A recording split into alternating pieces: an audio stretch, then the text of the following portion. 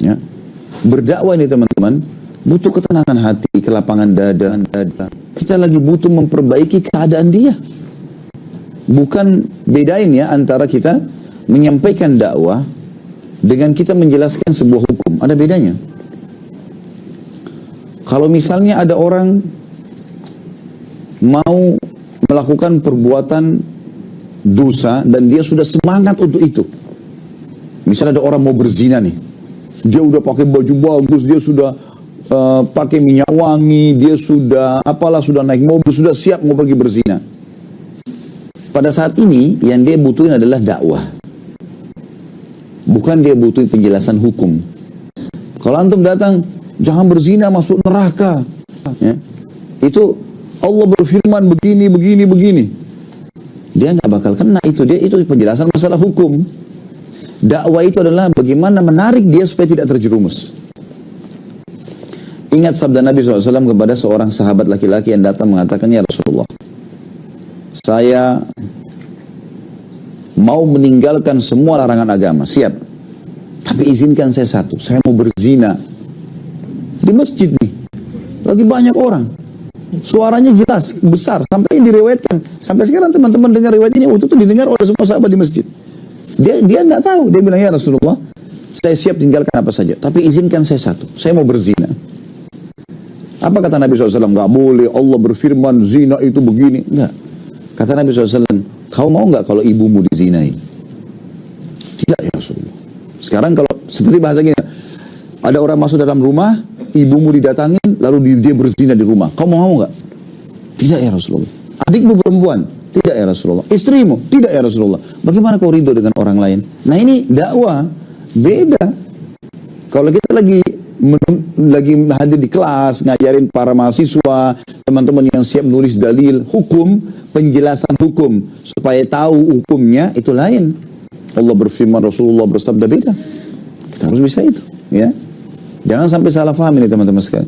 Pernah ada masyarakat Taif, kota Taif. Mereka ini kan setelah penaklukan kota Mekah sempat diserang oleh Nabi SAW. Tapi kuasa Allah belum dikasih izin Nabi SAW untuk berperang, untuk menang pada saat itu. Sampai kata Nabi SAW, pulanglah. Karena Allah tidak mengizinkan kita membuka kota Taif. Pada saat itu teman-teman sekalian, waktu Nabi SAW pulang, pasukan pulang, tentu di kisah panjang. Tapi yang jelas waktu Nabi SAW balik, dan ini sudah saya jelaskan di kajian Sirah Nabawi.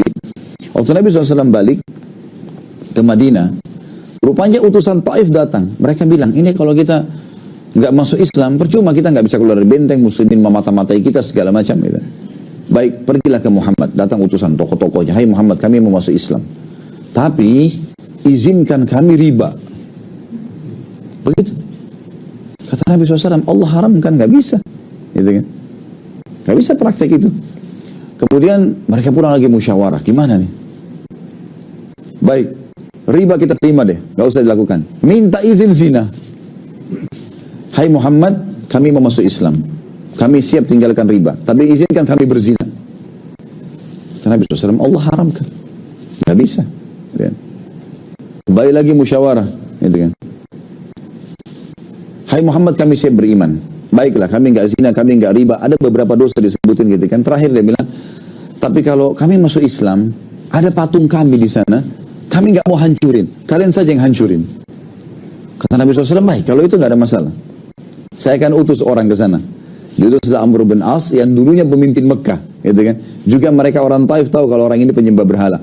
Datang hancurin patung mereka. Setelah ratusan tahun mereka sembah sebagai Tuhan, akhirnya ditinggalkan oleh orang-orang tersebut. Tapi saksi bahasan sini bagaimana Nabi SAW memperbaiki keadaan mereka dengan menjelaskan kapan dibutuhkan jawaban yang tepat untuk dakwah, kapan dibutuhkan jawaban tepat untuk penjelasan hukum. Ya. Jadi sini teman-teman sekalian kita harus tahu, ya. Kalau ada teman kita mau terjerumus dalam kesalahan, pasangan hidup kita, anak-anak kita, bedain antara kita sedang membacakan sebuah pelajaran yang butuh dalil 1, 2, 3, 4, 5 karena orang siap mau mengetahui hukum. Kayak Bapak Ibu hadir di sini, siap mau tahu hukumnya apa nih, dalilnya apa, itu nggak ada masalah. Bedain dengan orang kalau dalam kondisi sudah mau berbuat dosa, mau bunuh diri, mau berzina, mau mencuri, ini butuh dakwah. Rangkul dia supaya jangan terjerumus. Gitu.